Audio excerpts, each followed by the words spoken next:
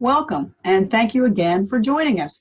Today we are going to start our series on our stories. This month we're going to focus on the stories we tell ourselves about ourselves and the stories we tell about each other and about the circumstances in our lives. The Dao De Jing teaches that one who knows others is intelligent, one who knows himself is enlightened.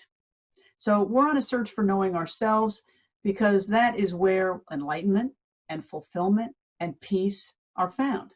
If we believe that we are on this earth plane to awaken, to look deeper, to connect better, this is a path that we each have to travel. Our relationships with each other, our sense of self, and the service we bring to the world, they all flow from our ability to touch that deep place within ourselves where we connect with what is true, where we connect with what is holy and sacred and true.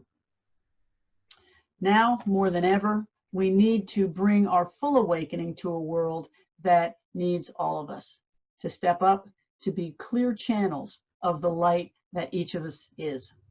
So our goal is not to spend endless hours focused on ourselves narcissistically or needlessly. Our goal is to awaken, to know ourselves better, to become clearer and more true voices of the light that is in each of us, so that we can love others, grow spiritually, make the world a better place when we leave it than it was when we found it.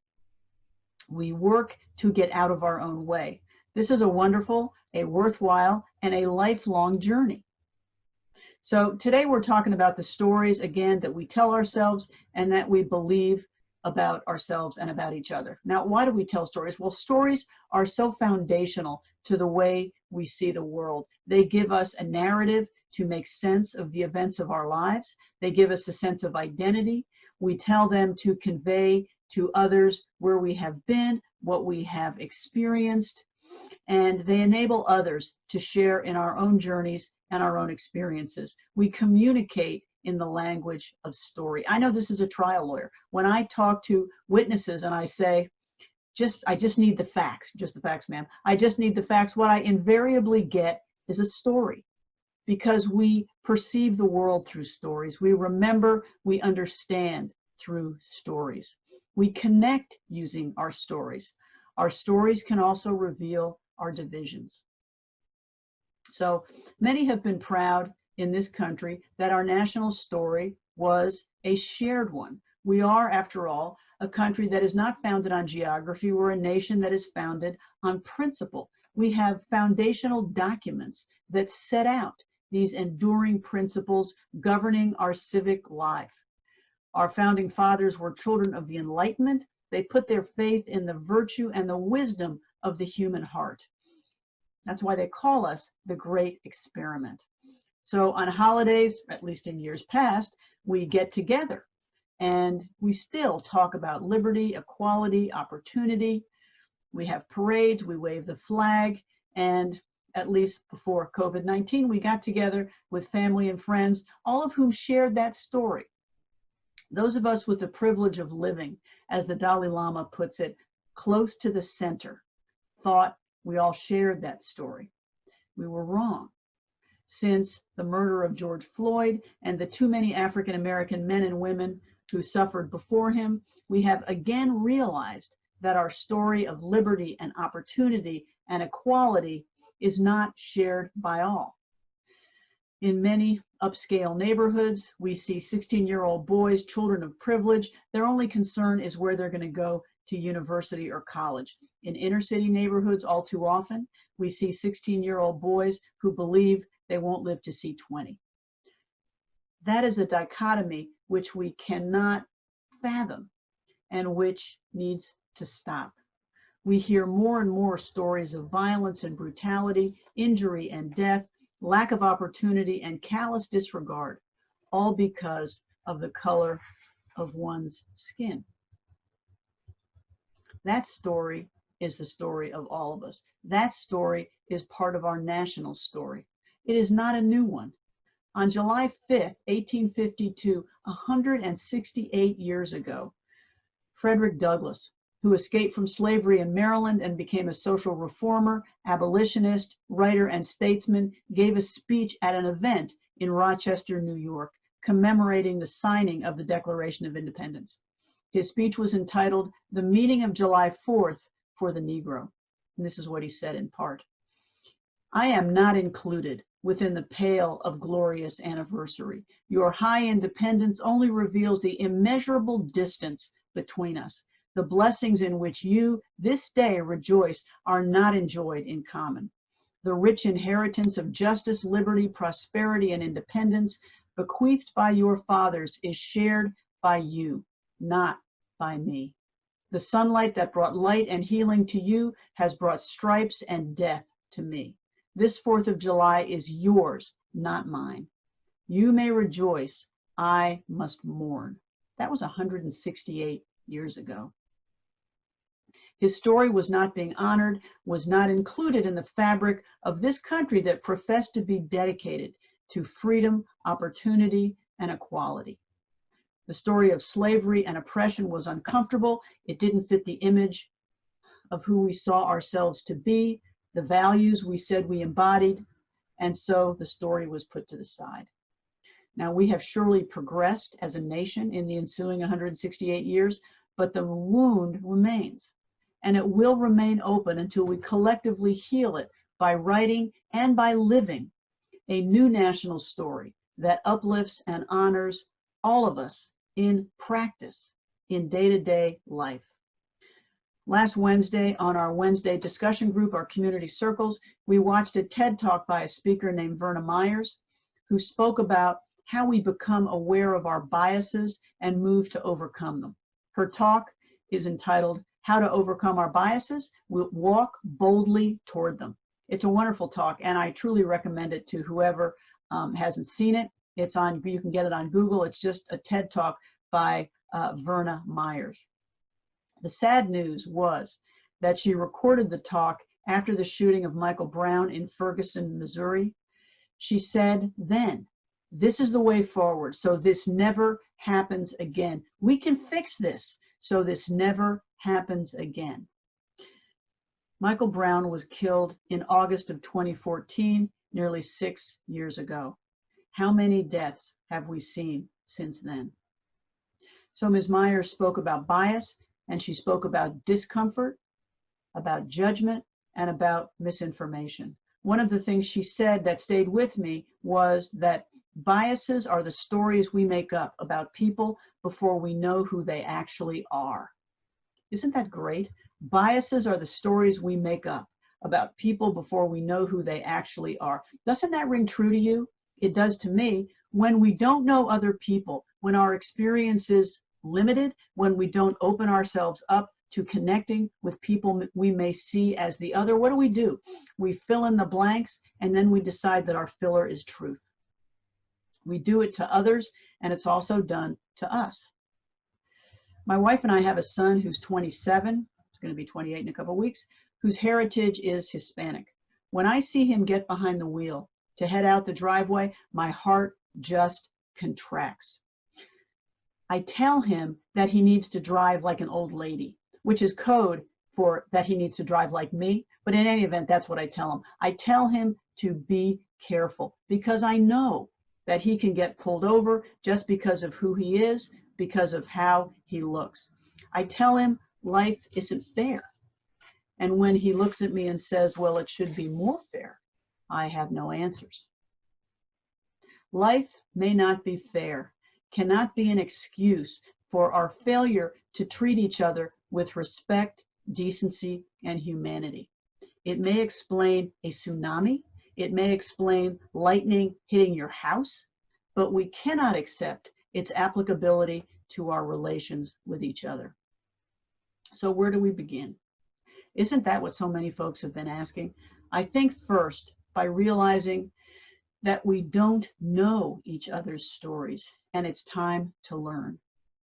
We need to be open to learning, to hearing about these stories of the lives of people about which we know so little. Tell me your life experience, what you have seen, how it has affected you. I will share mine, and we will learn about each other. We listen. We simply connect instead of judging. Henry Nouwen, in his book, Bread for the Journey, wrote about listening. He wrote, listening is much more than allowing another to talk while waiting for a chance to respond. Listening is paying full attention to others and welcoming them into our very beings.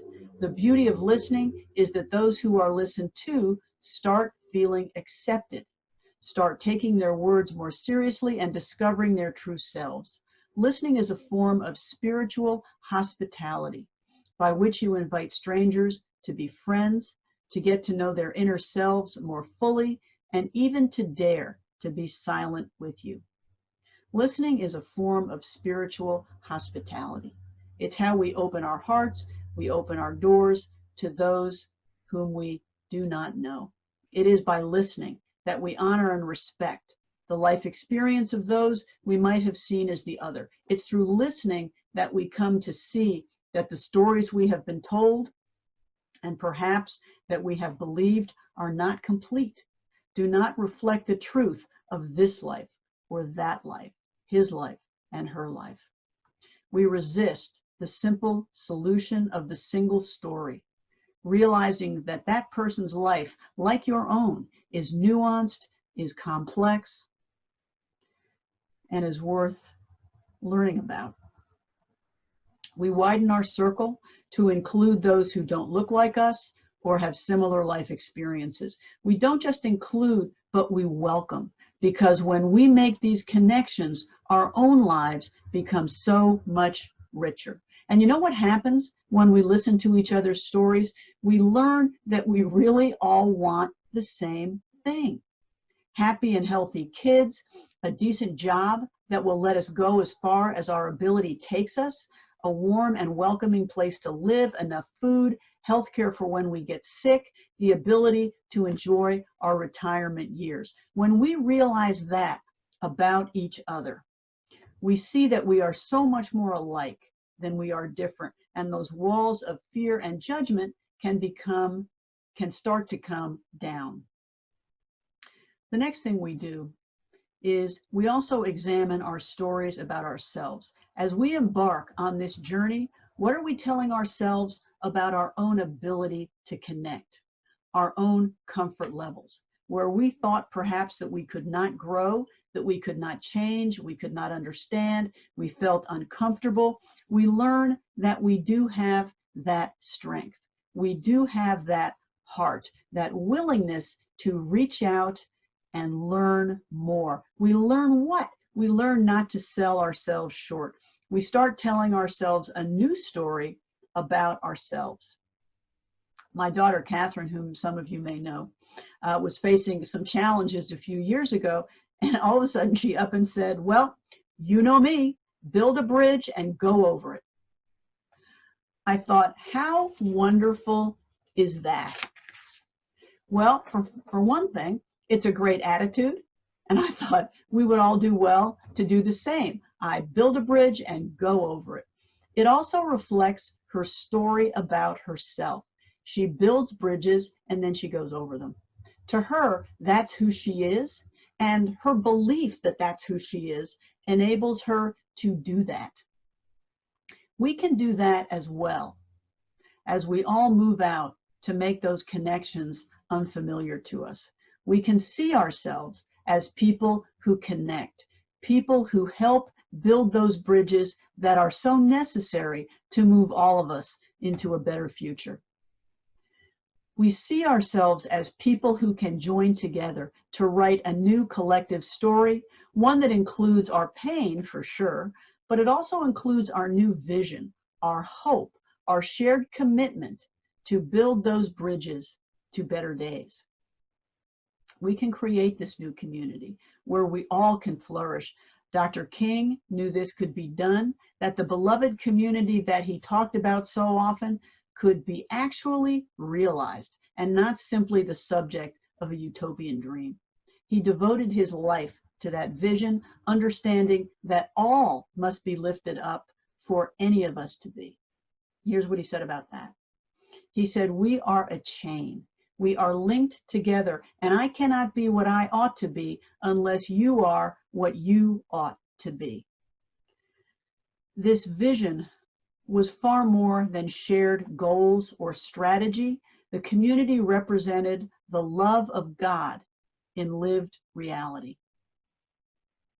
Such a community can arise from these painful times. Visionaries have seen it, and prophetic voices, including Dr. King's, have called us to create it. This bright future is right there, over that bridge that we can build and we can cross together. So I'd like to close my talk today with a reading by Laurie Rich Fox.